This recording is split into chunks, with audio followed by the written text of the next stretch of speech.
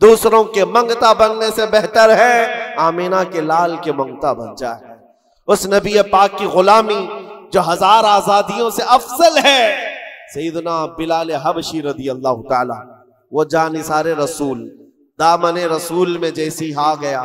जानते हो हजरत बिलाल हबशी रज़ियल्लाहु ताला कई सालों तक जख्म उठाए और बच्चा बच्चा उनके मुतालिक जानता है। मक्का की गलियों में उनके पैरों में रस्सी बांधकर औबाश लोगों के हाथ में दिया जाता और वो बदमाश लड़के आपको मक्का की गलियों में रस्सी में पांव में रस्सी बांधकर खींचा करते थे।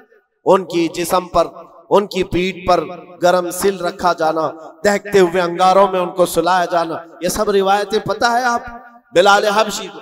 लेकिन जो मैं बात कहने जा रहा हूं, जमाना बीत गया, आप तो हुजूर पाक की गुलामी में आए और हुजूर पाक सल्लल्लाहु अलैहि वसल्लम की वफात के बाद सिद्दीक अकबर का जमाना आया, हजरत उमर का जमाना। मेरे अजीजों, आपको एक बात बताऊं, जब मजलिसे अमीरुल मोमिनीन हजरत उमर फारूक रज़ियल्लाहु ताला अन्हु में हजरत बिलाल हाजिर होते, बिलाल उनकी कैफियत क्या थी? वो भी मक्का के गुलाम थे, हबशी गुलाम। हबशी गुलाम उस वक्त मक्का में हिकारत से देखते थे लोग, काले रंग का होता है, चौड़ी नाक का होता है। लेकिन सैयदना बिलाल हबशी की बात यह है, अमीरुल मोमिनीन उमर इब्न खत्ताब, जिसके रौब और दबदबे का हाल ये है कैसर और किसरा की फौजें थर थर कांपती हो, वो अमीरुल मोमिनीन जिसके बू से, जिसकी सिर्फ और सिर्फ हवा से, जिसकी खुशबू से शैतान रास्ता बदल लेता हो। जब बिलाल हबशी उनकी महफिल में आते तो क्या कहकर पुकारते जानते हो? या सैयदना बिलाल, या सैयदना बिलाल, ऐ हमारे आका बिलाल आइए, ऐ हमारे आका बिलाल आइए। हजरत बिलाल कहते, हुजूर ये आपकी जुबान से अच्छा नहीं लगता, मैं गुलाम हूं, मुझे गुलाम कहकर पुकारे, आप सैयदना कहते। कौन कह रहा है सैयदना? उमर इब्न खत्ताब। किसको कह रहे? बिलाल हबशी को। सैयदना बिलाल आइए। हजरत बिलाल जब कहते अमीरुल मोमिनीन, आप ये ना कहें सैयदना, मुझको गुलाम कहकर पुकारे। हजरत उमर क्या कहते थे? आइए आपको मैं बताऊं क्यों सैयदना बिलाल कहकर पुकारता हूं। आप अपना जुब्बा उठाएं। जब वो जुब्बा उठाते, उनकी पीठ पर जो दागे हुए निशान थे, हजरत उमर उसको बोसा लेते थे और चूमते थे और कहते, ए बिलाल, जो रसूलुल्लाह की मोहब्बत में जख्म तुमने खाए वो जख्म हमने नहीं खाए हैं। जिसको हो दर्द का मजा, नाज़े दवा उठाए क्यों।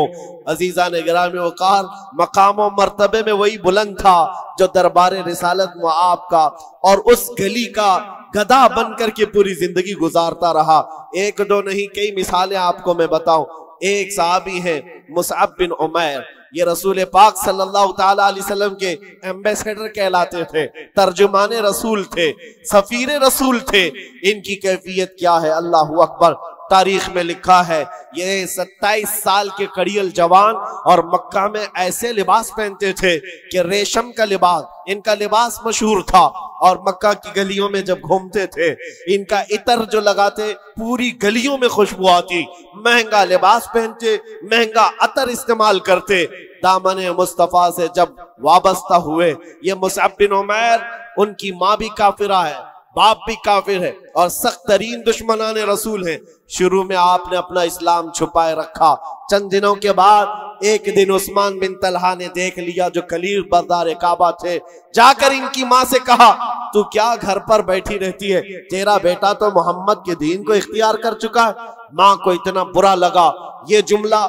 जब मुसअब बिन उमैर आए तो उनसे पूछा कि क्या तुमने मोहम्मद अरबी का दीन कबूल कर लिया है? आपने बरजस्ता कहा, हाँ, उस रसूल पाक सल्लल्लाहु अलैहि वसल्लम के दीन में दाखिल हुआ जो बंदों की इबादत से निकाल कर खालिक की इबादत की तरफ ले जाता है।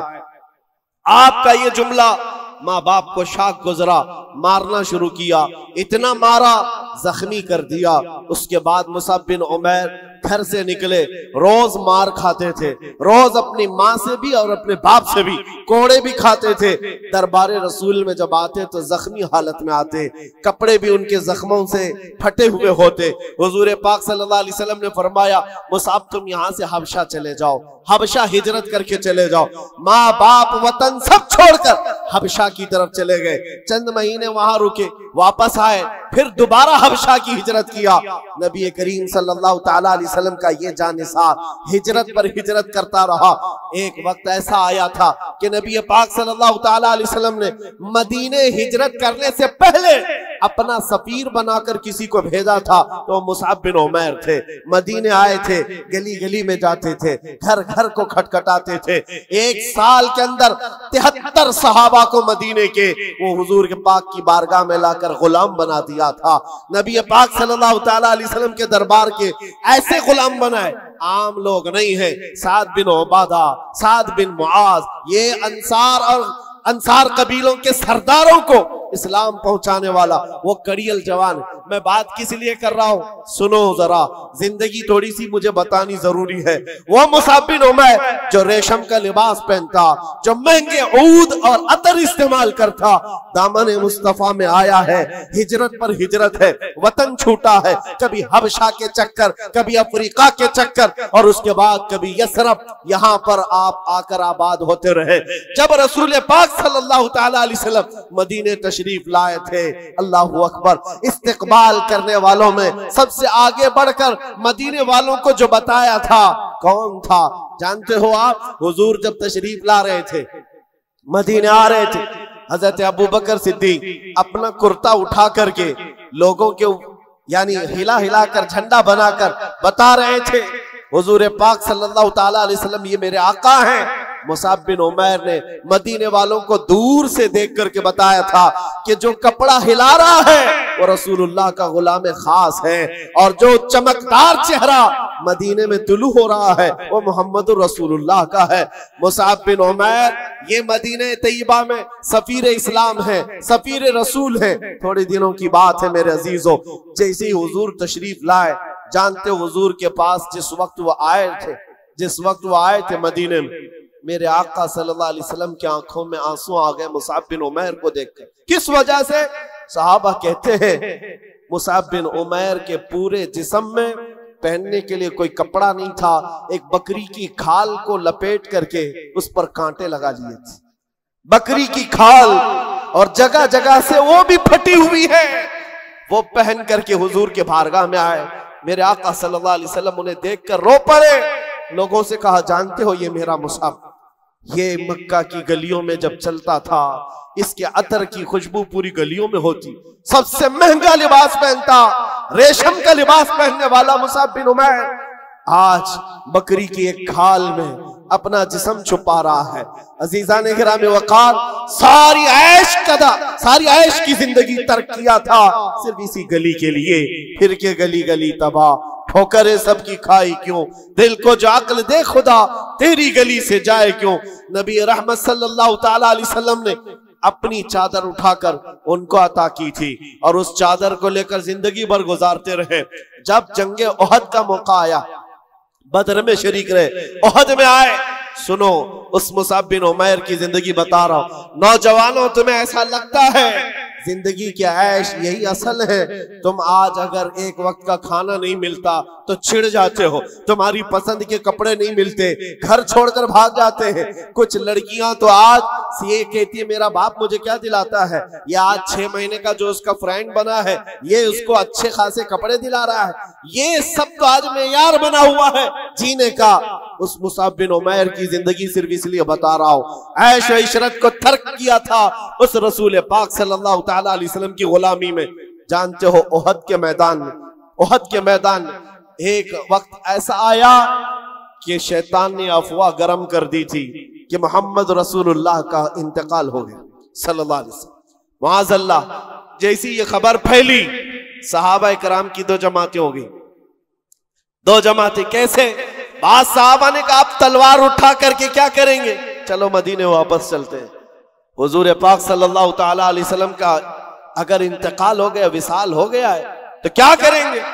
कुछ तो तलवार उठाने को ये कहकर छोड़ दिए, और लेकिन दूसरी जमात ये थी जो ये कह रहे थे कि ठीक कहा तुमने, रसूल पाक सल्लल्लाहु अलैहि वसल्लम के पास उनके बाद तलवार उठाकर करना क्या है।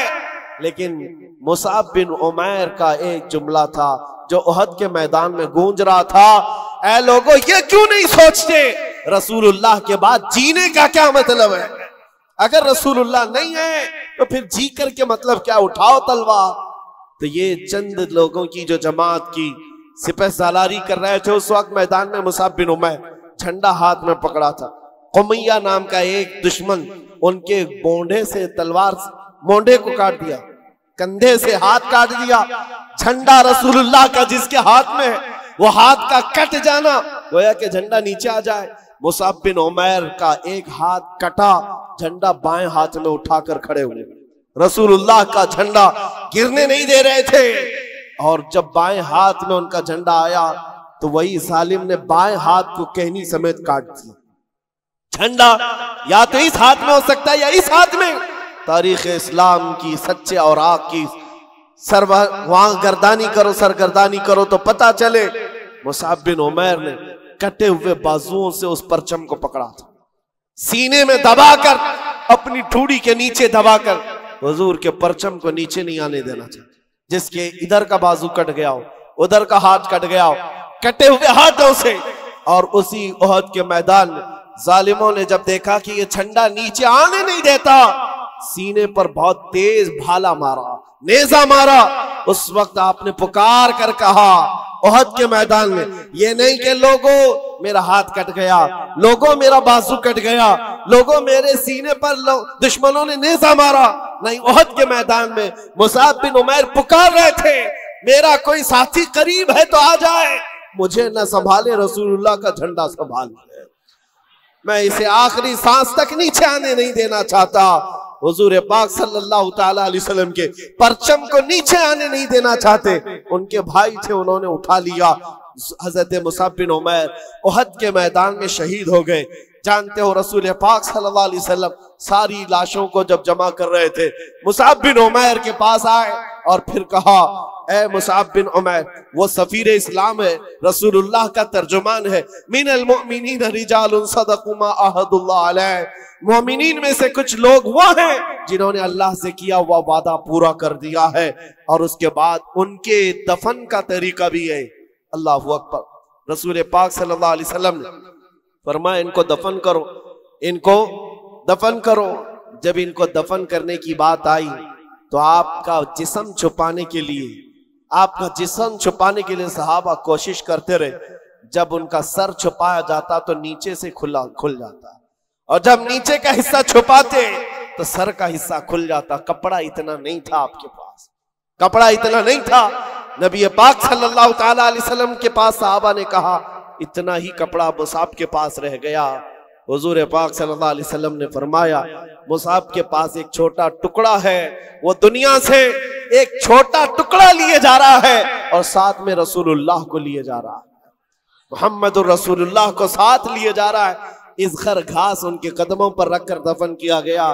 फिर मैं कहता हूं मेरे अजीजों, वो कौन से जवान थे जिन्होंने अपनी जिंदगी को निछावर कर दिया था उन कदमों में, ऐश और इशरत को तर्क कर दिया था। उनके महंगे लिबास, उनकी महंगी खुशबुएं, सारी चीजें दरबारे रिसालत में वक्फ हो गई थी सिर्फ नबी पाक सल्लल्लाहु अलैहि वसल्लम की रजा के लिए। आज आपसे हम ये नहीं कहते कि हलाल चीजें छोड़ दो, पहनना छोड़ दो, ओढ़ना छोड़ दो, नहीं, कम अज कम हुजूर पाक के अगर गुलाम हो तो हराम चीजों को तो छोड़ सकते हो।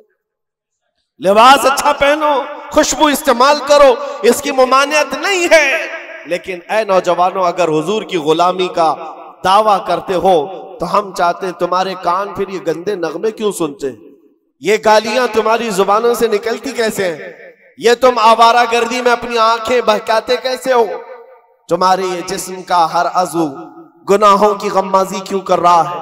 नबी रहमत सल्लल्लाहु अलैहि वसल्लम के गुलाम हो तो फिर आओ मेरे अजीजों, उस दरबार की गुलामी की लज्जत जिसे मिल जाए। अल्लाहु अकबर। मैं सच कहता हूं, इकबाल ने एक जुमला कहा था, इकबाल के अशार बहुत मानाखेज है।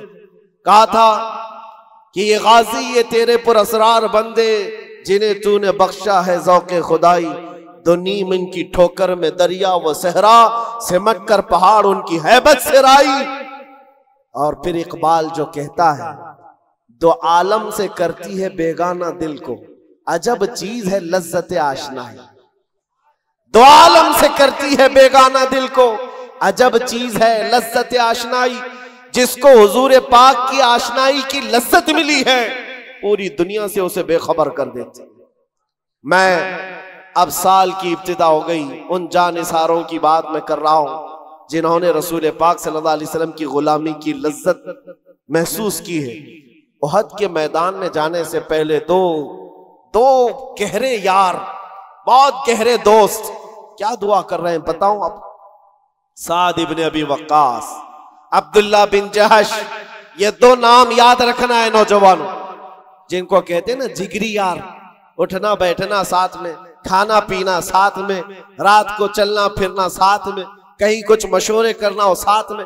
साद इब्न अबी वक्कास और अब्दुल्ला बिन जहश, इन दोनों की दोस्ती बड़ी मशहूर थी, बहुत मशहूर थी। लेकिन उहद के मैदान में जाने से पहले अल्लाहु अकबर दुआ क्या कर रहे हैं सुनो। दोनों आए, मुसल्ला बिछाए, रात का वक्त है। साद इब्न अबी वक्कास कहते हैं, मेरे भाई अब्दुल्ला मैं दुआ करूंगा तुम आमीन कहना। अब्दुल्ला बिन जहश कहते ठीक है मैं भी दुआ करूंगा तुम आमीन कहना। दोनों मुसल्ला बिछाकर बैठे, दुआ क्या कर रहे हैं? साद बिन अबी वक्कास ने पहले हाथ उठाया और कहा, ऐ अल्लाह, कल उहद के मैदान में जब हम उतरेंगे तेरे रसूल पाक सल्लल्लाहु ताला अलैहि वसल्लम की हिमायत के लिए, हम अपनी जानें कुर्बान करने के लिए मैदान में आएंगे। मौला, मेरा मुकाबला किसी ऐसे सख्त दुश्मन के साथ करा जो सबसे बड़ा पहलवान हो, सबसे बड़ा पहलवान हो। तमन्ना तो देखो हुजूर के गुलाम की कैसी, तमन्ना कैसी। कल जो सबसे बड़ा दुश्मन होगा उससे मेरा मुकाबला करा दे मौला। फिर क्या करेगा? साद इब्न अबी वक्कास कहते हैं, मौला जब वो तेरे हबीब का दुश्मन सामने आए, कभी मैं उसको दाएं से मारूं, कभी बाएं से मारूं, कभी आगे से मारूं, कभी पीछे से मारूं, और उसको गिराकर उसके नेज़े पर झंडा गाड़ कर कहो लब्बैक या रसूल अल्लाह, रसूल पाक की सर बुलंदी का ऐलान करूं। ये दुआ तो देखे, दुआएं कैसी कैसी है। उलमाओं की तमन्ना ये नहीं है हालात कुछ हो गए तो मैं छुप करके कहीं पनाह ले लूंगा। जंग के हालात मेरे अजीजों, क्रिकेट का मैदान नहीं है, सर हथेली में लिए जाने का मंजर होता है, जान लेकर जाते हैं। लेकिन तमन्ना भी क्या है, छोटे सिपाही से लड़ने का नहीं है, छुटपुट वारदातें नहीं है। साद इब्न अबी वक्कास कहते हैं सबसे बड़ा पहलवान जो होगा मेरा उससे मुकाबला हो जाए। दुआ करके उनके दोस्त, जिगरी दोस्त हैं अब्दुल्ला बिन जहश, आमीन कह रहे, आमीन कह रहे। अब सुनो, जब इनकी दुआ खत्म हो गई, अब्दुल्ला बिन जहश कहते, ऐ साद, अब मैं दुआ करता हूं तुम आमीन कहो। अल्लाह अल्लाह, दुआएं कैसी, जानिसाराने रसूल। अब्दुल्ला बिन जहश हाथ उठाते और कहते हैं बारगाह रब्बुल इज्जत में, मौला करीम, जब कल की सुबह तेरे रसूल के साथ हम मैदान में जाएं, ऐ रब्बे जुल जलाल, इस्लाम की सरबुलंदी के लिए, तेरे नबी के नामूस की हिफाजत के लिए लड़ने के लिए जब मैं मैदान में आऊं तो क्या हो मौला, दुश्मनों से मेरा मुकाबला हो जाए और दुश्मनों की सफों में मैं घिर जाऊं। कभी दुश्मन मुझे सामने से मारे, कभी पीछे से मारे, कभी दाएं से मारे, कभी बाएं से मारे, और मुझे मार मार कर टुकड़े करे, और फिर मेरे हर टुकड़े से आवाज आए, तेरा रसूल सर बुलंद है, इस्लाम सर बुलंद है। दुआ इनकी ये है। साद इब्न अबी वक्कास आमीन कह रहे हैं। एक बड़े दुश्मन से मुकाबला करने की दुआ कर रहा है और दूसरा मोहब्बत मुस्तफा में जख्म खा खा कर मरने की दुआ कर रहा है। सुबह हुई, उहद के मैदान में जब पहुंचे, अजीजान गिरामी वक़ार, बात ऐसी थी, साद इब्न अबी वक्कास सफ में सबसे पहले आगे आए थे। उस वक्त दुश्मनों में से जो उस वक्त सबसे बड़ा पहलवान था, साद इब्न अबी वक्कास के सामने आया, जिसको कहा जाता था 1000 इंसानों की ताकत रखता है। साद इब्न अबी वक्कास उसको देखते ही कहते हैं, तू नहीं आया, मेरे रब ने भेजा है, इसलिए कि रात को मैंने दुआ की थी, जो तुम्हारा सबसे बड़ा पहलवान होगा मैं उससे मुकाबला करूंगा। साद इब्न अबी वक्कास ने दुआ की थी, मौला ने सामना करा दिया। अब शुरू हो गए तीर चलना और नेज़े चलना, साद इब्न अबी वक्कास के तीर ऐसे तीर थे, कभी सामने से जाते, कभी दाएं से, कभी बाएं से, बिजलियों की तरह आवाज करते, उस दुश्मन के सीने में पैवस्त होते। जानते हो ये साद इब्न अबी वक्कास कौन है? तीर चलाते थे तो पीछे से रसूलुल्लाह आवाज देते थे, अभी अंत व उम्मी इर्मी या साद, ऐसा तेरे तीर चला, तुझ पर मेरे माँ बाप कुर्बान। तन्हा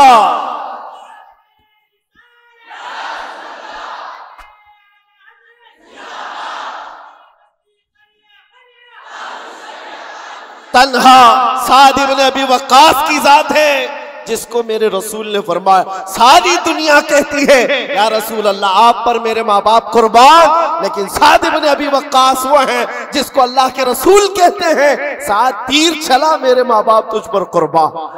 और जिसको रसूलुल्लाह ये फरमाए, फिर उनके तीरों की आवाज का क्या कहना, तीरों के निशानों का क्या कहना। जब संग संग चलते थे, दुश्मन के खीमे में खलबली मच गई, थोड़ी ही देर गुजरी थी, इनके सामने आया हुआ दुश्मन ऐसा गिरा कि उसके जिस्म पर साद इब्न अबी वक्कास के लगाए हुए निशान मौजूद थे। फिर आए, अपने खुदा से किए हुए दुआ के मुताबिक दाएं से भी मारा, बाएं से भी मारा, आगे से पीछे से, फिर सीने में झंडा गाड़ कर कहा, रहेगा यूं ही उनका चर्चा रहेगा, रहेगा यूं ही उनका चर्चा रहेगा। पड़े खाक हो जाएं चल जाने वाले, मिट गए मिटते हैं मिट जाएंगे आदा तेरे, न मिटा है न मिटेगा कभी तू घटाए से किसी के, या रसूल अल्लाह ना घटा है ना घटेगा जब बढ़ाए तुझे अल्लाह ताला तेरा। साद इब्न अबी वक्कास की दुआ तो कबूल हो गई और आपने रहमान का शुक्र अदा किया। जंग का मैदान है और गहमागमी है, घमासान की जंग होती है, कौन कहाँ है किसको खबर है, लेकिन जिगरी दोस्त थे। अब्दुल्ला बिन जहश की यारी उनके साथ बड़ी मशहूर है। जैसे ही शाम हो रही थी, ढूंढने लगे मेरा जिगरी यार दिखता नहीं, अब्दुल्ला बिन जहश कहाँ है। मेरे अजीजों, सहाबा ने बताया साद इब्न अबी वक्कास को कि अफसोस है तुम्हारे अब्दुल्ला बिन जहश की शहादत होगी। पूछा कैसे? कहा वो जब लोगों में मशहूर हो गई थी अफवाह कि रसूलुल्लाह का कत्ल हो गया, अब्दुल्ला बिन जहश ने इधर उधर कुछ नहीं देखा, दुश्मनों के नरगे में दौड़ते हुए चले गए और ऐसे अंधाधुंध उनसे लड़ते रहे, ना वो पीछे की तरफ देखते, न किधर न इधर न उधर। दुश्मनों ने घेर लिया, अब्दुल्ला बिन जहश को दाएं से मार रहे थे, बाएं से मार रहे थे, सामने से मार रहे थे, पीछे से मार रहे थे। अब्दुल्ला बिन जहश के जिस्म के 80 टुकड़े कर दिए गए थे और एक एक टुकड़े को रस्सियों में पिरोकर काफिरों ने हार बनाकर पहन लिया था। यह अब्दुल्ला बिन जहश के साथ हुआ। साद इब्न अबी वक्कास ने खबर सुनी, आप दीदा हो गए, कहा ऐ लोगों, रब्बे जुल जलाल की उस मोहब्बत पर कुर्बान, उसने कल मेरी भी सुन ली, मेरे दोस्त की भी सुन ली, उसकी भी दुआ कबूल, मेरी भी दुआ कबूल। सुनो जो कहना है मेरे अजीजों, इस वाक़े से मुझे कहना क्या था। साद इब्न अबी वक्कास अपने जिगरी दोस्त की लाश को देखने आए। लाश कहाँ है? टुकड़ों में बदल गई, जिस्म के टुकड़े मैदान में बिखरे हुए हैं। करीब आए, उन टुकड़ों को उठाया, अपने जिगरी दोस्त के जिसके साथ उठना बैठना है, बहुत करीबी यारी है, टुकड़ों को उठाया, हाथ में रखा, देखा टुकड़े अभी गर्म है, गोश्त गर्म है, हिल रहा है। साद इब्न अबी वक्कास ने अपने दोस्त अब्दुल्ला बिन जहश को मुखातिब करके कहा, ऐ अब्दुल्ला, क्या कमाल की बात है, कल रात हमने भी दुआ की, तुमने भी दुआ की, रब तबारक व तआला से मैंने दुआ किया था बड़े पहलवान से मेरा मुकाबला हो जाए, रब ने सुन लिया, बड़ा पहलवान आया, मैंने उसको हर तरफ से मारा और परचम इस्लाम बुलंद किया, और तूने दुआ की थी हर तरफ से तुझ पर तीर आए और तेरे टुकड़े हो जाए, रब ने तेरी भी सुन ली, लेकिन कसम रब्बे जुल जलाल की, ऐ अब्दुल्ला, तेरी दुआ मेरी दुआ से अफजल थी, तेरी दुआ मेरी दुआ से अफजल थी, इसलिए कि दुश्मन को मारने का मजा और है, उनकी मोहब्बत में मर जाने का मजा और। फिर के गली गली तबाह, ठोकरें सबकी खाई क्यों, दिल को जो अकल दे खुदा, तेरी गली से जाए क्यों।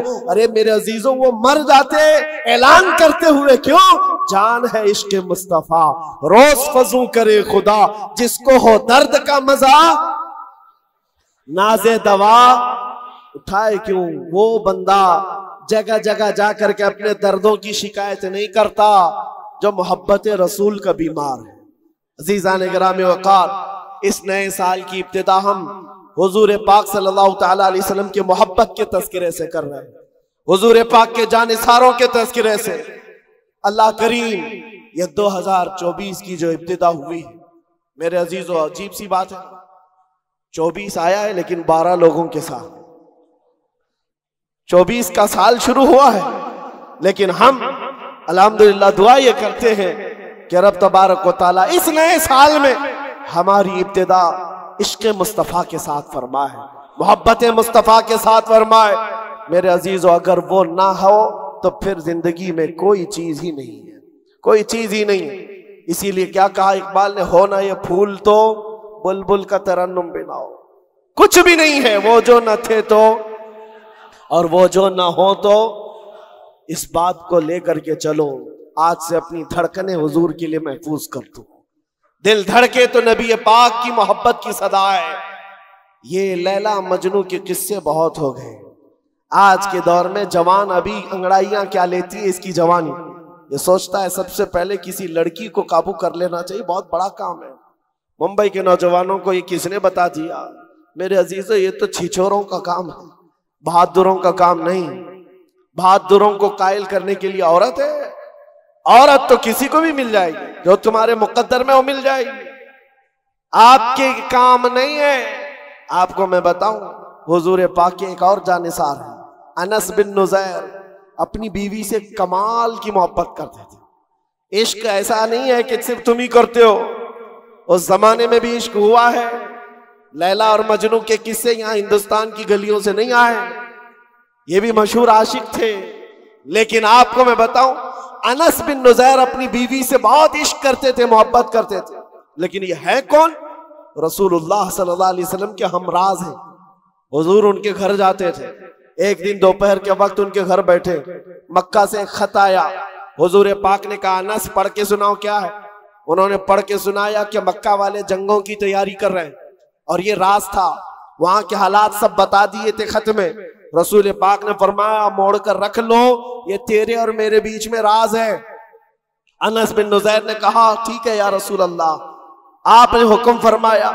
उसके बाद जब हुजूर घर से निकले, उनकी बीवी अंदर से आई, जो उनकी बहुत बड़ी महबूबा है, उनकी माशूका है, बेहद मोहब्बत करते थे। बाहर आई, कहा, अनस बिन नुज़ैर, किसका खत आया था? रसूलुल्लाह के पास क्या पढ़कर सुना रहे थे? कहा, खबरदार, मोहब्बत अपनी जगह, वो रसूलुल्लाह का राज है, वो रसूलुल्लाह का राज है, नहीं बयान कर सकता। कमाल दर्जे का इश्क हो मेरे अजीजों। आज के वो मजाजी आशिक तो माँ बाप को लात मार देते। 6 महीने की मोहब्बत क्या होती है, ये माँ बाप को ठोकर मारकर चले जाते। अनस बिन नुज़ैर अपनी उस बेहद मोहब्बत करने वाली औरत से कहते, खबरदार इस मामले में मत आना। बीवी ने कहा, कोई बात नहीं, मैंने सुन तो लिया है दीवार के पीछे से। खत में क्या था? मक्का से आया है खत, जंगों के हालात बताए गए, आप पढ़कर सुना रहे थे। बीवी ने सुन लिया था। इसके बाद हुआ क्या? अनस बिन नुज़ैर ने सीधे गर्दन पकड़ ली। कहा, गर्दन पकड़ ली अपनी उस औरत की। कहा, उस वक्त तक हाथ नहीं छोड़ूंगा जब तक रसूलुल्लाह बयान न फरमाते, हुक्म ना आ जाए। मोहब्बत अपनी जगह पर, इश्क अपनी जगह पर, हुजूर के मामलात अपनी जगह पर। हुजूर के पास गर्दन पकड़ करके ले आए, दौड़ते हुए कहा। हुजूर ने पूछा, क्या हुआ अनस, इसको क्यों पकड़ लाए?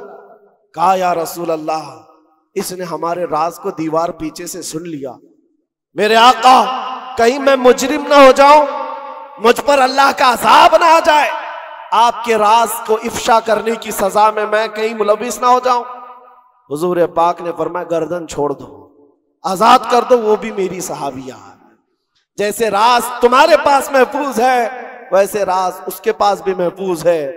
हजरत अनस बिन नुज़ैर ने गर्दन से हाथ हटा दिया और फिर मुस्कुराकर बीवी से कहा, पहली वाली मोहब्बत फिर बाकी है, जो मोहब्बत थी वो मोहब्बत फिर बाकी है। लेकिन याद रखना हमारी मोहब्बत का मेयार थर्मामीटर सिर्फ कदम रसूल है।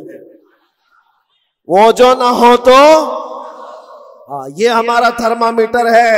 यही बरेली का मिजाज है, नबी से हो जो बेगाना उसे दिल से जुदा कर दे, पिदर मादर बिरादर जानो माल उन पर फिदा कर दे। अजीजा ने गिरामी वकार, ये वो सहाबा की मिसालें मैं आपको रखा हूं। उहद के मैदान में एक दो नहीं कई मिसालें। आपको पता है वो दूल्हा भी शरीक हुआ उहद के मैदान, जिसकी आज शादी हुई और सुहाग रात मना रहा अपनी बीवी के साथ, और शबबाशी करने के बाद उठकर दौड़ा मैदान में आ गया जिस दिन उसका वलीमा है, और उहद के मैदान में तलवार लिए लड़ रहा और शहीद भी हो गया। कौन है ऐसा जो अपने वलीमे के दिन शहादत पा रहा? वलीमा है, कल शादी हुई है, बीवी को घर लाया है, लेकिन ऐसा नहीं है कि बीवी को बगैर बताए छुपाए प्लानिंग करके भाग आया हो। रात को बिस्तर से उठ करके अपनी बीवी से कहा, ऐ मेरी शरीक हयात, मैंने तुझे दुल्हन तो बना लिया, लेकिन कानों में आवाज आई है कि रसूलुल्लाह सल्लल्लाहु अलैहि वसल्लम के साथ सारे मदीने वाले निकल पड़े हैं, लिहाजा मेरा घर में रहना किसी हालत सही नहीं। चाहो तो तलाक ले लो, इद्दत के बाद दूसरा निकाह कर लो, या तो फिर अल्लाह की मर्जी पर कायम रहो। वो खातून ऐसी नहीं थी। वो कहती कि कहां से तुम आज के आज शादी करके लाए और किसके हवाले छोड़ जा रहे हो, और मुझे सुहागन को अभागन बनाए जा रहे हो? नहीं, वो खातून है, मदीने की, कहती है, ऐ मेरे सरताज, गम किस बात का, आप मुझे तलाक की बात क्यों करते हैं?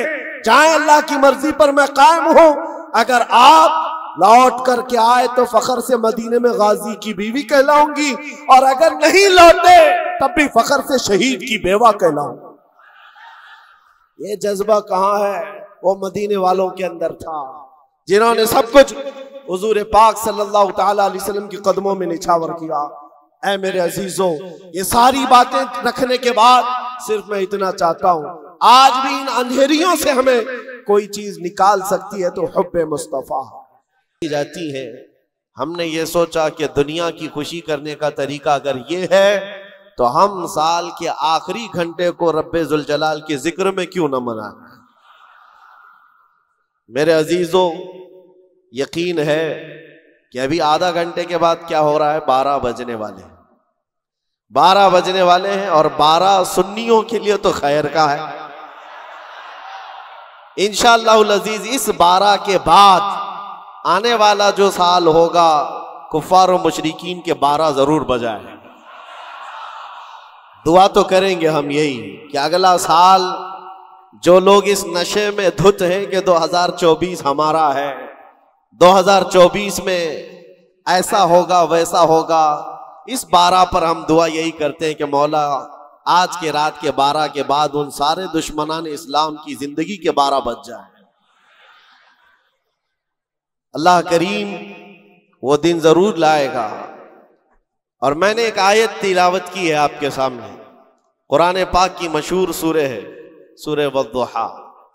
रब तबारक व तआला कसम याद फरमा रहा है, उस चाश्त के वक्त की कसम जो महबूब के चेहरे की तरह चमकता है, वल्लैल इज़ा सजा, उस रात की सियाही की कसम जो महबूब की जुल्फों की तरह है।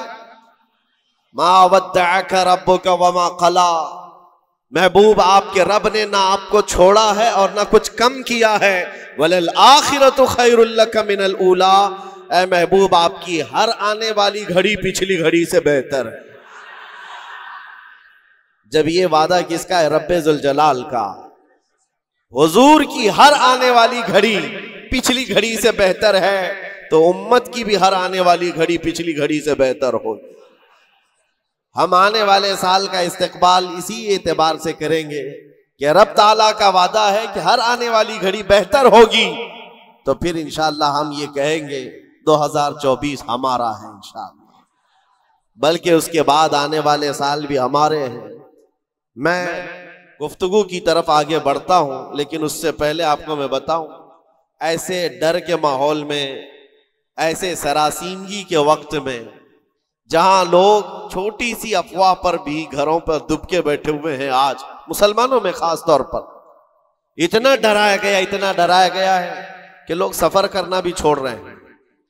अरे नहीं, अब ऐसे हालात हो जाएंगे, हम ट्रेन का सफर नहीं करेंगे, फलां जगह ना जाए। इतने डर के बावजूद, डर तो तुम्हारे अंदर फैलाया गया, खौफ तुम्हारे अंदर लाया गया, लेकिन जानते हो उनके पाखंडियों की बातों को सुना कभी? ये गुफे में बैठकर ये कहते हैं कि 2029 में भारत का प्रधानमंत्री मुसलमान बन सकता। ये हम नहीं कह रहे हैं, ये हम नहीं कह रहे, और ना ही उस कुर्सी की लालच में हम दौड़े भाग रहे हैं। जिसके पास आयतल कुर्सी है उसे उस कुर्सी की हाजत नहीं, लेकिन दिलों का खौफ ये बताता है, उनका डर ये बताता है कि अगले साल आने वाले इनके लिए हो सकते हैं। और मैं दुआ करता हूं अल्लाह उनका डर सही फरमाते। अजीजान गिराम वकार, हर आने वाला दिन तुम्हारे लिए बेहतर है, लेकिन शर्त है, एक ही शर्त है, क्योंकि रब ताला ने फरमाया वला तहीनु वला तहज़नु व अंतुमुल अअलौ। घबराओ मत, बेकरार मत हो, तुम सबसे ज्यादा कामयाब रहोगे इन कुंतुम मुमिनीन। शर्त यह है कि तुम मेरे नबी की गुलामी में आ जाओ, ईमान वाले हो जाओ, तब फिर तुम्हारे लिए हर आने वाली घड़ी बेहतर है, हर आने वाली घड़ी पिछली घड़ी से बेहतर है। शर्त यह है कि ईमान की जिंदगी आ जाए तुम्हारे, और ईमान ना हो, ईमान किसे कहते हैं सबको पता है, हदीस रसूल है, मेरे आका सल्लल्लाहु अलैहि वसल्लम ने फरमाया ला युमिनु अहदुकुम हत्ता अकूना अहब्बा इलैहि मिन वालिदिही व वलदिही वन नासी अजमाइन। तुम में से उस वक्त तक कोई मोमिन नहीं हो सकता कामिल जब तक कि वो अपने माँ बाप, औलाद और सारी दुनिया से ज्यादा मुझसे मोहब्बत ना करे। दूसरी हदीस है ला युमिनु अहदुकुम हत्ता यकूना हवाहु तबअन लिमा जिअतु बिही। हुजूर पाक सल्लल्लाहु अलैहि वसल्लम फरमाते हैं तुम में से उस वक्त तक कोई कामिल मोमिन नहीं हो सकता जब तक कि वो अपनी ख्वाहिशात को मेरी मर्जी के मुताबिक ना बनाए। हुजूर की मर्जी के मुताबिक जब तक तुम अपनी ख्वाहिशात नहीं बनाओगे मोमिन नहीं हो सकते, और मोमिन कामिल नहीं होगे तो फिर मदद भी नहीं है। मैं उस मोमिन की बात कर रहा हूं जिसको कुरान कहता है कभी कद अफलहल मुमिनून, ईमान वाले कामयाब हो चुके। कौन से ईमान वाले? ईमान की शर्त अव्वल है हुजूर के लिए बे इंतहा मोहब्बत करना, शर्त अव्वल है। अब आइए हम आज की इस रात में तज़किरा उन लोगों का करें जिनका जिक्र हमारे ईमान की जिला का सबब है। वो दीवान गाने इश्क रसूल जिन्होंने अपनी जिंदगियां हुजूर के कदमों में निछावर कर दी। मैंने आज ये सोचा कि उनकी बारगाहों में खिराज अकीदत पेश करते हुए जवानों के लिए मिसाल रखो। आज के नौजवान आइडियल किसको समझेंगे? मेरे अजीजों, दुनिया आज बड़ी बड़ी स्क्रीनें लगाकर मुजरा करने वाले जालिमों के नाच को देख रही होगी। स्टंट करने वाले इनके सामने हीरो बन जाते हैं। मैं आज आपको उन जियालों की बात रखना चाहता हूं जो हकीकत में हीरो हैं, जो पूरी दुनिया के लिए हीरो है। उस बतले जलील का एक नाम काफी है, खालिद बिन वलीद। इसकी मिसाल दुनिया लाने से कासिर है। मेरे अजीजों, मेरी पूरी गुफ्तगू का खुलासा सिर्फ इतनी बात पर होगा जो बरेली के इमाम ने पुकार कर कहा था, फिर के गली गली तबाह ठोकरें सबकी खाई क्यों, दिल को जो अक्ल दे खुदा तेरी गली से जाए क्यों। आज जो गली गली घूम रहे हैं उन तक भी पैगाम पहुंचाओ, फिर के गली गली तबाह ठोकरें सबकी खाए क्यों।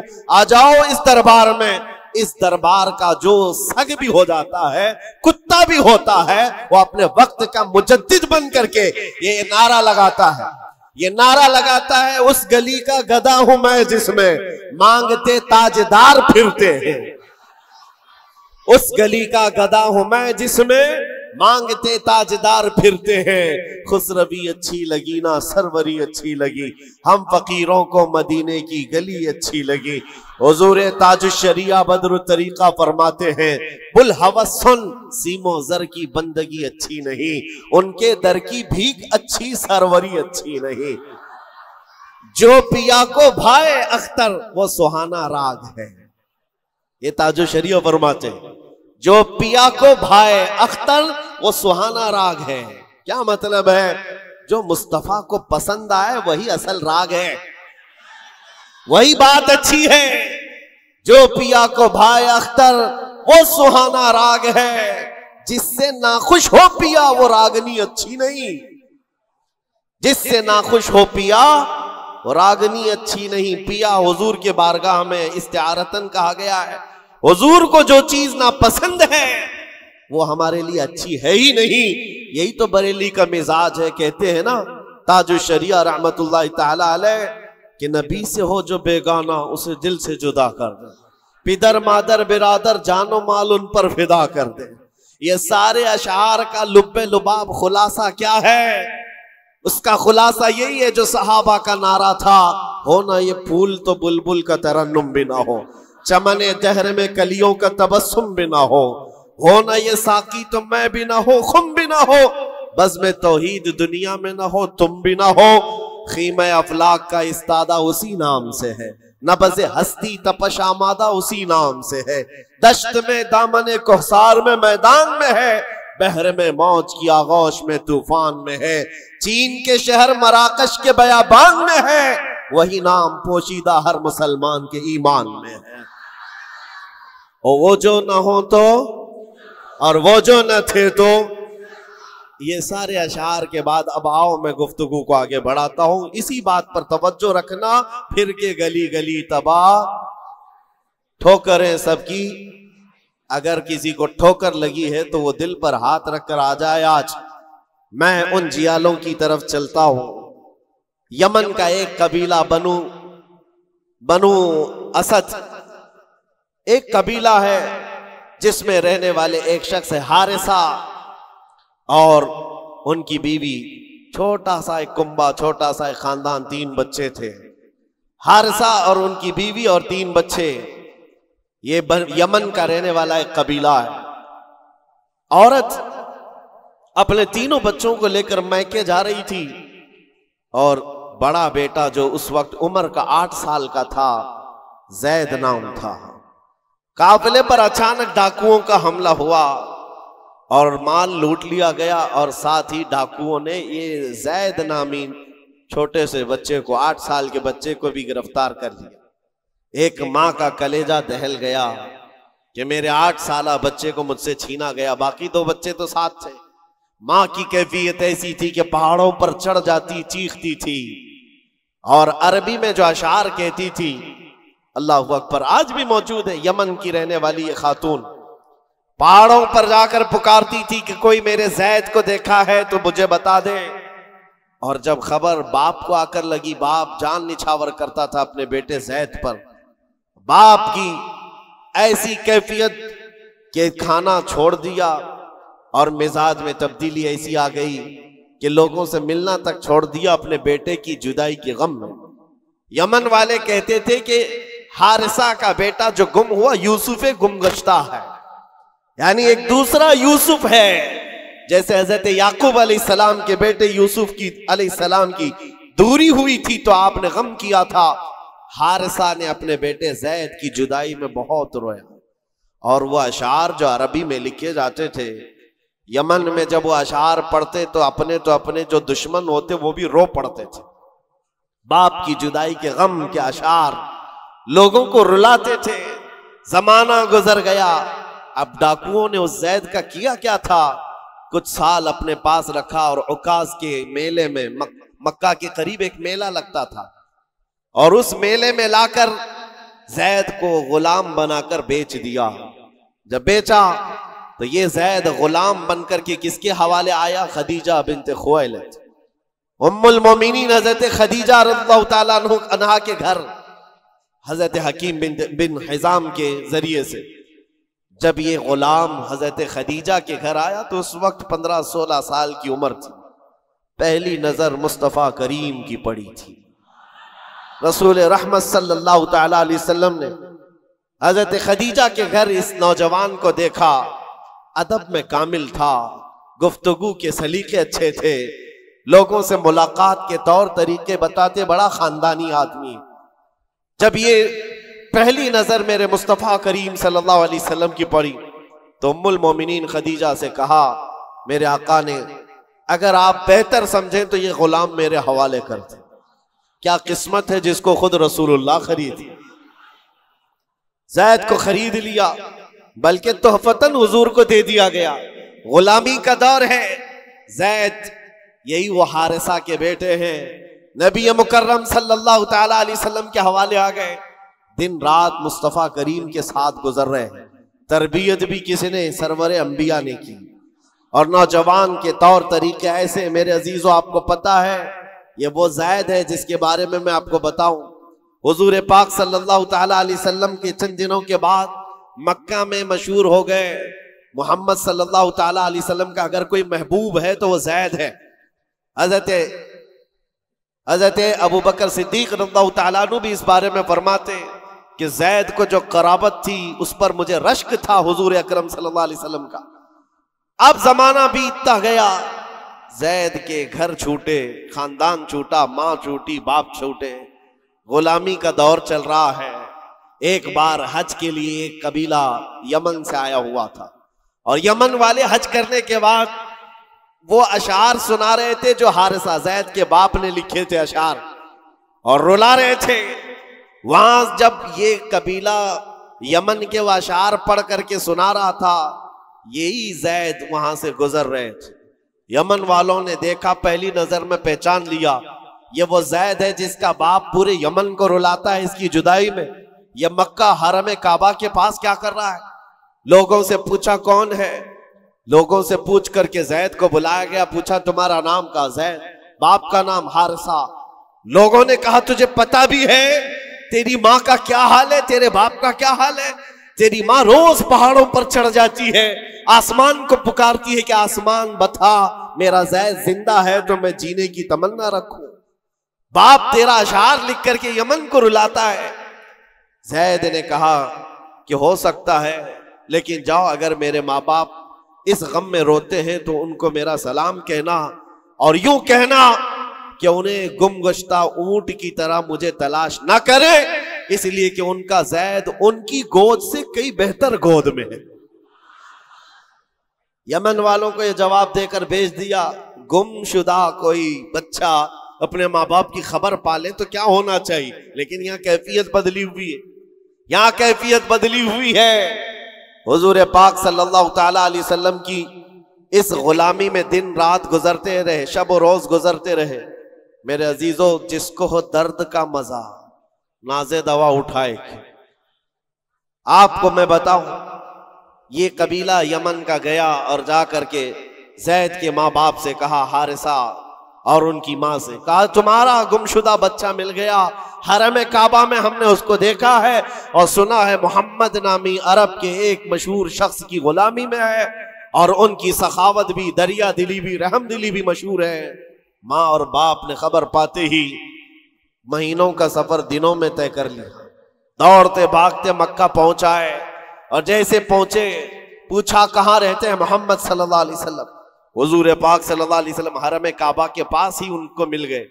माँ इतना रोई, बाप इतना रोए, हुजूर पाक सल्लल्लाहु अलैहि वसल्लम को उन पर तरस आ गया। पूछा क्या बात है? कहा हमारा बच्चा गुम हुआ था, सालों बीत गए, अब तक हमने खाने का मजा नहीं चखा, और हम सबकी जिंदगी ऐसी वीरान सी लगती है कि उसके बगैर जिंदगी में अंधेरा है। पूछा हुजूर ने, कौन है तुम्हारा बच्चा? कहा उसका नाम जैद है और सुना है वह आपकी गुलामी में। हुजूर पाक सल्लल्लाहु अलैहि वसल्लम ने फरमाया, जैद तुम माँ बाप हो जैद के? कहा हाँ, अगर आप मुनासिब फरमा समझे तो हमें हमारा जैद लौटा दें। आप अल्लाह के तरफ से सुना गया है बड़ा रहम दिल रखते हैं, हमारे लिए अपना जैद लौटा दें। हुजूर पाक सल्लल्लाहु अलैहि वसल्लम ने कहा, मैं किसी के बाप और किसी की माँ से उसके बच्चे को अलग नहीं करना चाहता, लेकिन फिर भी ये फैसला मैं जैद के ऊपर छोड़ता हूँ। वो चाहे तो मुझसे आज़ादी ले ले, बगैर किसी रकम के, बगैर किसी फिदिये के गुलामी से आज़ाद करता हूँ, और तुम उसे ले जाओ, और अगर नहीं तो फिर उसकी मर्जी जो हो उस पर अमल किया जाए। फिर माँ बाप को ला करके जैद के सामने खड़ा किया जाना था। मुअर्रिखीन ने जो तारीख लिखी है, पढ़ते हैं तो आंखें आप दीदा हो जाती हैं। मेरे अजीजों, रसूल पाक सल्लल्लाहु अलैहि वसल्लम अपने घर ये दोनों माँ बाप को जो बिछड़े हुए बच्चे की जुदाई में रोते हुए आए थे, चचा भी साथ था, हुजूर अपने घर ले आए और उसके बाद जैद अपने कामों में मसरूफ थे। बुलाया, जैद इधर आ जाओ। आए जैद। जैसी पहली नजर पड़ी बाप पर, माँ पर, क्या कैफियत होनी चाहिए। बरसों का बिछड़ा हुआ बच्चा है, बरसों से दूर रहने वाला, माँ बाप की मोहब्बत में ये जुदाई के गम बर्दाश्त करने वाला। एक नजर उठाई, फिर नजर झुका ली और सरवरे कायनात की तरफ देखने लगे। मेरे आका ने पूछा, जैद तुम जानते हो इनको? कहा, हाँ या रसूल अल्लाह, ये मेरे बाप हैं, ये मेरे चाचा हैं, ये मेरी माँ है। हुजूर ने पूछा, जैद तो फिर मिलते क्यों नहीं? बरसों के बिछड़े हुए हो, फिर उनके पास जाते क्यों नहीं? जैद ने कहा, या रसूल अल्लाह, आपके चेहरे को देखने के बाद फिर किसी के चेहरे की तरफ हम नजर नहीं उठाते। तेरे कदमों में जो है, गैर का मुंह क्या देखे, कौन नजरों में जचे देख के तलवा तेरा। रसूल पाक सल्लल्लाहु अलैहि वसल्लम ने फरमाया, जाओ जैद मिल लो, माँ से मिल लो, बाप से मिल लो। माँ ने कलेजे से लगाया और चूमना शुरू किया। बाप ने माथा चूमा। यह अजीब मंजर था। बहुत देर गुजर गई इनके लाड़ो प्यार के इजहार की।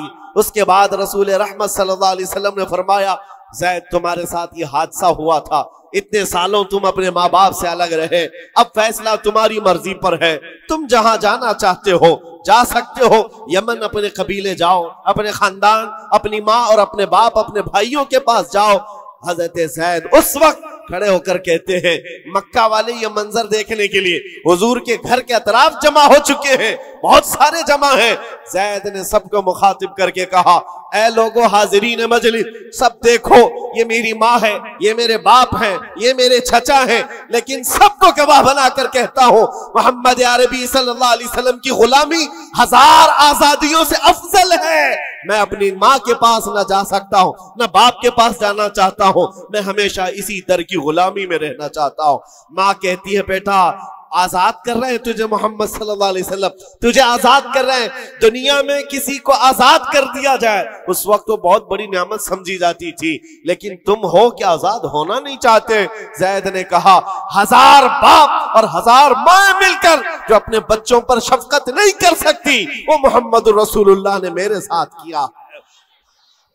जैसे ही जैद हजरत जैद का ये ऐलान मक्का वालों ने सुना तो क्या रसूल रहमत सल्लल्लाहु ताला अलैहि वसल्लम ने उनको छोड़ दिया? आता है फकीरों पे उन्हें प्यार कुछ ऐसा, खुद भीख दें और खुद कहें मंगते का भला हो। हुजूर रहमत सल्लल्लाहु ताला अलैहि वसल्लम, रहमत आलम सल्लल्लाहु अलैहि वसल्लम जैद का हाथ पकड़ करके ले जाते। कहाँ लेकर के आए? हरम काबा के पास आए। पूरे मक्का वालों को मुखातिब करके कहा, ऐ मक्का वालों गवाह रहना, मैंने जैद को गुलामी से आजाद किया और आज के बाद से ये मेरा वारिस है और मैं इसका वारिस। मक्का में ये बात मशहूर हो गई। क्या? जैद को जैद बिन हारिसा कम कहा जाता था, जैद बिन मोहम्मदुर रसूलुल्लाह कहा जाता।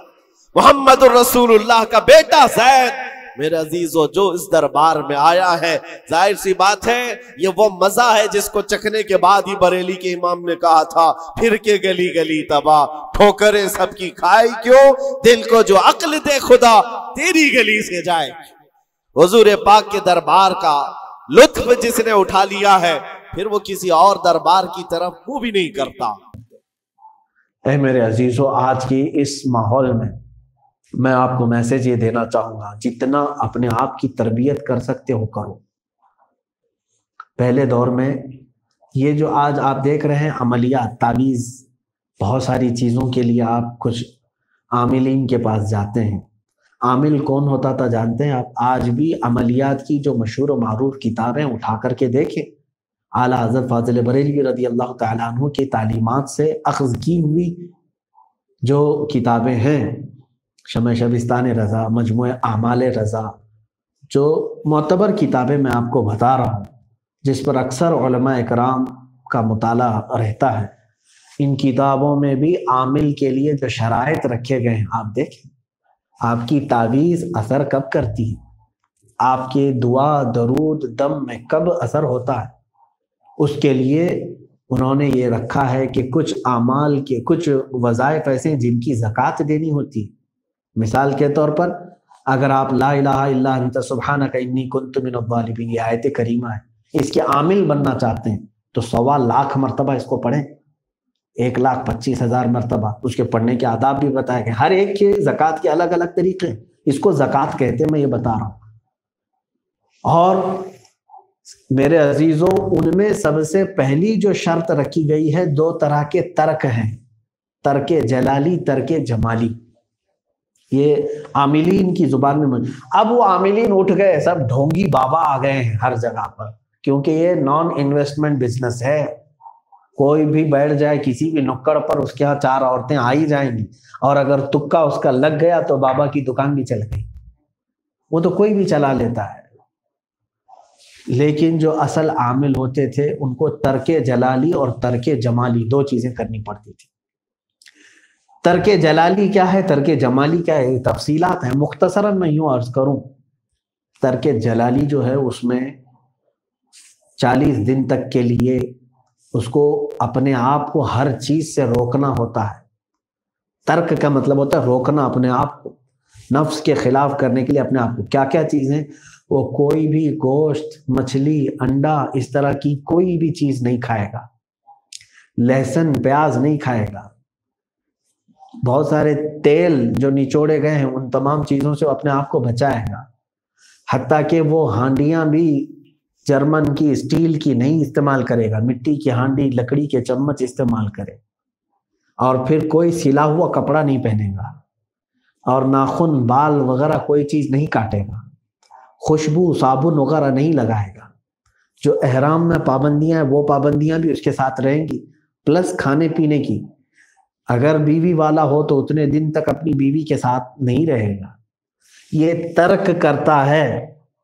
जाहिर सी बात है, ये आसान काम नहीं है, बोलने में आसान लग रहा है कि वो खुद अपने हाथ से पकाएगा, भाजी पकाए रोटी पकाए, भाजी पकाए रोटी पकाए, यही खाता रहे। सूखी दाल बगैर बघारे हुए और फिर चावल ले, उसी पर 40 दिन गुजरेंगे, उसका जिस्म की हालत अलग हो जाती है। फिर प्लस उसको इतने लाख मरतबा वो वजीफा भी पढ़ना है। जब तर्के जलाली के साथ कोई ये वजीफा करता है तो फिर उसकी जुबान की तासीर गजब की हद तक बढ़ जाती है। हत्ता कि अगर वो किसी का हाथ पकड़ करके किसी को इजाजत दे दे तो उसके अंदर भी वो तासीर होती है। ये आपको मैं बता रहा हूं कि जब बंदा अपने आप को तर्क करके बैठाता है, तर्के जलाली जिसको कहते हैं, तर्के जलाली या जमाली जो अमलियात के मैदान में है, ये भी तरबियत है नफ्स अम्मारा को खत्म करने के लिए। जो कहते हैं आज मुवक्किलीन हमारे हाथ में है, इतने जिन्नात हमारे पास हैं, बहुत सारे ऐसे ही दावे हैं, बहुत सारे ऐसे ही दावे हैं। वो क्या करते हैं, जिन्नात जिनके हाथ में है, मुवक्किलीन, वो भी बेचारे इधर उधर तावीज़ गंडे के चक्कर में उससे भीख मांग रहे हैं, इससे भीख मांग रहे हैं, उससे पैसे ले रहे हैं। क्यों अपने जिन्नात से ही पैसे नहीं ले लेते? मेरे अजीजों, इस तरह से नहीं है, बल्कि इन तमाम मामलात में खुद आदमी को बहुत पाबंद होना पड़ता है, बहुत पाबंद होना पड़ता है। आज के ज़माने में मैं समझता हूँ कि बगैर कुछ तकलीफ उठाए हुए आप ये तर्क कर सकते हैं, अपने आप की तरबियत कर सकते हैं। अगरचे आप उतने आला पैमाने पर तर्के जलाली नहीं कर सकते। तर्के जमाली में ऐसा है कि महज वो चंद चीज़ें छोड़ दे। कपड़े तो पहन सकता है, जैसे सिले हुए कपड़े, बाकी सब इस्तेमाल कर सकता है, लेकिन गोश्त, मछली, अंडा वगैरह जो इस तरह की चीज़ें नॉनवेज, उनसे अपने आप को बचाए रखे, इसको तर्के जमाली कहते हैं। उसमें भी उसकी तासीर है, वो छोटा तर्क है। कम अज कम इस ज़माने में मैं चाहता हूं कि लोग अपने आप की तरबियत शुरू करें। अल्लाह ने ये मौका तुम्हें दिया है। खुद जब तरबियत करना सीख जाएंगे अपने नफ्स की, तो एक वक्त वो आएगा जब अल्लाह तबारक व तआला तुम्हारे हाथ उठाने से पहले तुम्हारी मतलूबा चीज़ तुम्हें अता फरमाएगा। सरकार गौस आज़म रज़ी अल्लाह तआला अन्हु फरमाते हैं कि मैंने 40 साल जंगलों में ऐसे गुजारे कि अंगूर के एक दाने से सहरी करता और पानी के आधे गिलास से इफ्तारी करता। तो वो कैसा तर्क रहा होगा आपका, जबकि वो पैदाइशी तौर पर विलायत के मकाम को पहुंचे हुए थे। उनकी माँ खुद कहती हैं कि जब से मैंने पेट में महसूस किया शेख अब्दुल कादिर जिलानी को, अजीब व गरीब चीज़ें मैंने देखी। अल्लाह ने उनको उस ज़माने में विलायत के मकाम पर फायज कर दिया था, उसके बावजूद उन्होंने मेहनतें की, मशक्क़तें की। अपने नफ्स के खिलाफ जिहाद किया। आज इसी चीज़ की ज़रूरत है। रमज़ानुल मुबारक आ रहा है, मैं समझता हूँ आप बाज़ार से बच गए हैं, बहुत सारे सिनेमा थिएटर से बच गए हैं, लेकिन मेरे अजीज़ों, इस माह मुबारक में एक और रोज़ा रख लो। इस मोबाइल फ़ोन का इस्तेमाल हो सकता है इसको ज़िंदगी से अलग करना अभी बहुत मुश्किल हो गया है, बहुत कठिन हो गया है, लेकिन क्या ऐसा हो सकता है कि हम सहरी पर इंटरनेट बंद कर दें तो इफ्तारी तक हमारा इंटरनेट ऑन ना हो? क्या हम ऐसा कर सकते हैं? मैं समझता हूँ अगर कर ले गए, चंद दिनों हाथों में खुजली भी होगी। अगर ज़्यादा इधर उधर हाथ नहीं घूमे, फेसबुक को नहीं स्क्रॉल किए और व्हाट्सएप के मैसेजेस नहीं देखे, तो जहन में एक कपकपी सी आती रही। जाहिर सी बात है उसके एडिक्ट हो चुके हैं आप, नशा हो चुका है आपको। आसान नहीं है, लेकिन ये रिहर्सल का वक्त है, आपको ढालने का एक मौका दिया गया है। देखो अपनी जिंदगी से इसको थोड़ा सा दूर करने की कोशिश करो, इस जहर से अपने आप को बचा ले जाओ। अल्लाह रब्बुल इज्जत बहुत सारे इनामात तुम्हें अता करेगा।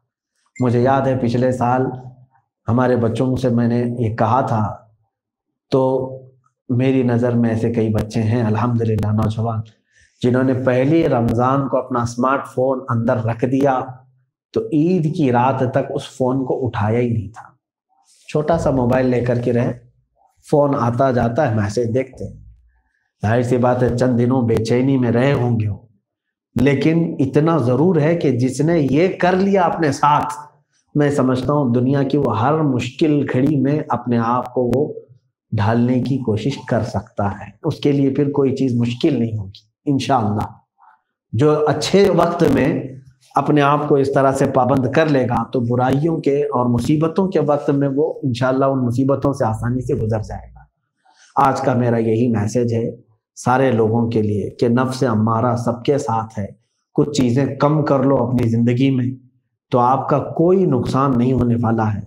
हाँ, ये और बात है कि अगर दुनिया को आज मात दे सकते हो, हरा सकते हो, तो सिर्फ और सिर्फ तुम्हारी ईमानी कुव्वत से, और ये ईमानी कुव्वत गुनाहों में मुलविस होकर के कमजोर हो जाती है। इसको पाक कर सकते हैं आप।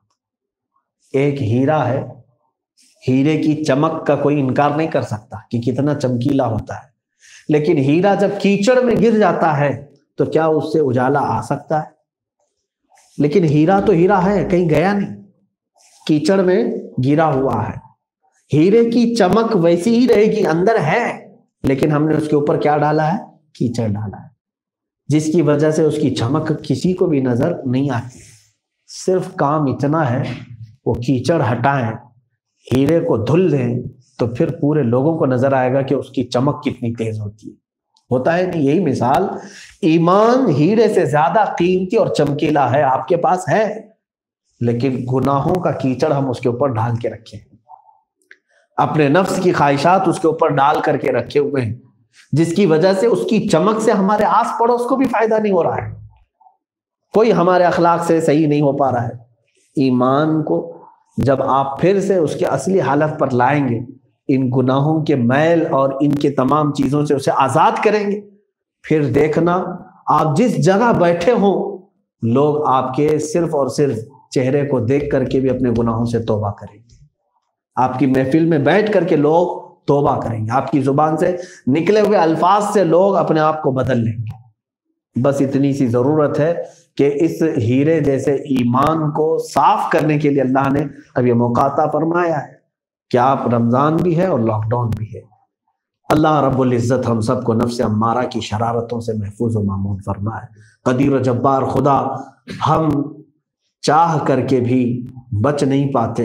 मेरे आका सल्लल्लाहु तआला अलैहि वसल्लम ने जब अल्लाह तेरे बारगाह में यूं अर्ज की है दुआ के तौर पर, अल्लाहुम्मा ला तकिलनी इला नफ्सी तुरफत आईनी, ऐ अल्लाह तू मुझे मेरे नफ्स के हवाले एक मिनट के लिए भी ना दे, एक आन के लिए भी मुझे मेरे नफ्स के हवाले ना फरमा, तू अपनी हिफाजत में रख। जब वो रसूल पाक सल्लल्लाहु अलैहि वसल्लम ने ये दुआ किया है तो मौला हम जैसे गुनहगार, हम जैसे इसियां शियार खताकार, अगर तूने हम सब को हमारे नफ्स के हवाले छोड़ दिया तो मौला हम तो बच ही ना पाएंगे। ऐ कदीर जब्बार खुदा, तू हमें हमारे नफ्स के हवाले एक सेकंड के लिए भी ना दे, तू अपनी हिफाजतों में हम सबको रख। हम सब की हिफाजत फरमा। व सल्लल्लाहु तआला अला खैरि खल्क़ि मुहम्मद व आलिहि व अस्हाबी अजमईन।